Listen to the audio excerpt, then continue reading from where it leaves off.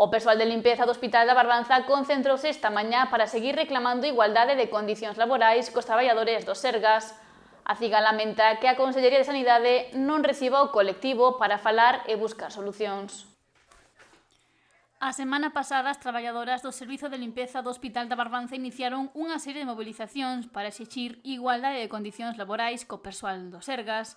Esta mañá saíron ás portas do centro sanitario acompañadas de profesionais de diferentes ramas, como mantemento, cociña ou sanitarios, para seguir reclamando as súas demandas.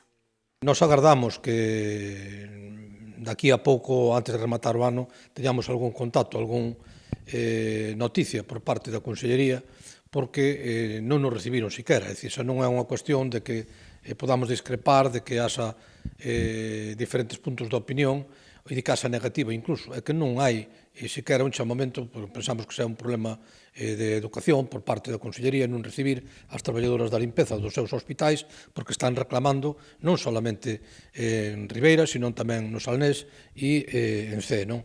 Nós vamos a continuar cas mobilizacións. Ata, en principio, o 7 de xaneiro. Se non hai novidades nin se produce esta reunión entre a Consellería e as profesionais, daríase un paso máis. Pois a folga está convocada xa con carácter aberto, xeral e indefinida, non? Entón, agardamos non ter que chegar a esa situación. Esta é un pouco a situación actual, non?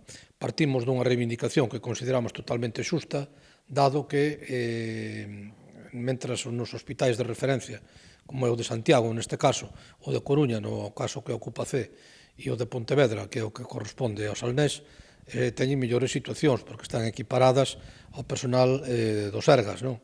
Entón, é unha discriminación que hai con respecto a outros hospitais, nos que, por exemplo, o caso de Burela ou o Barco no seu día, xa foron homologadas en este sentido.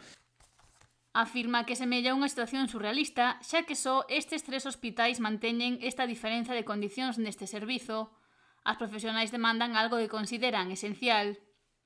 Diferencias que hai en materia salarial, hai diferencias no caso dos Salnés menos, porque como dependen do convenio provincial da limpeza de Pontevedra, está máis próximo a esas retribucións dos Sergas, co cal teño relativamente máis levadeiro, máis fácil. As diferencias máis grandes están no de C e no de Ribeira, non? En materia salarial, pero tamén logo en materia de permisos, de licencias, de xornada, e, bueno, esa é un pouco a situación que temos encima da mesa e que esperamos algún día pois ter que debatir e chegar a algún acordo coa Consellería, non? O servizo que prestan estas profesionais é a través dunha empresa subcontratada pola Consellería de Sanidade, a que gañou o concurso do Hospital do Barbanza.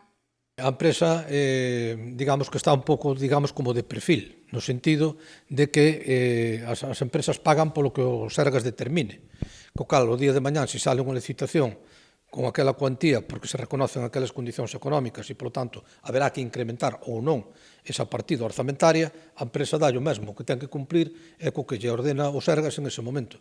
En este momento, tanto un servicio como outro, limpeza, cociña, mantenimento, se rixen por convenios provinciais, evidentemente porque as licitacións salen por aí. Quen ten a potestade de cambiar este sistema é a Consellería, porque na próxima licitación nos agardamos que sala efectivamente con unha equiparación, que se reconozca esa equiparación, polo tanto, o nivel orzamentario vai ser superior e as empresas que veñan terán que, efectivamente, que opten a esa licitación, terán que cumplir co que se determine no pliego de condicións. Polo que reclama que a Consellería saque unha nova licitación na que a equiparación dos salarios sexa unha condición a cumprir. As empresas lles dá igual na práctica porque non van a perder diñeiro, é dicir, no sentido de que van ter que cumplir co que determine os Sergas. De feito, nos consta que en dos servicios, por exemplo, na limpeza e na cociña, a situación está prorrogada porque non saleu a licitación nova.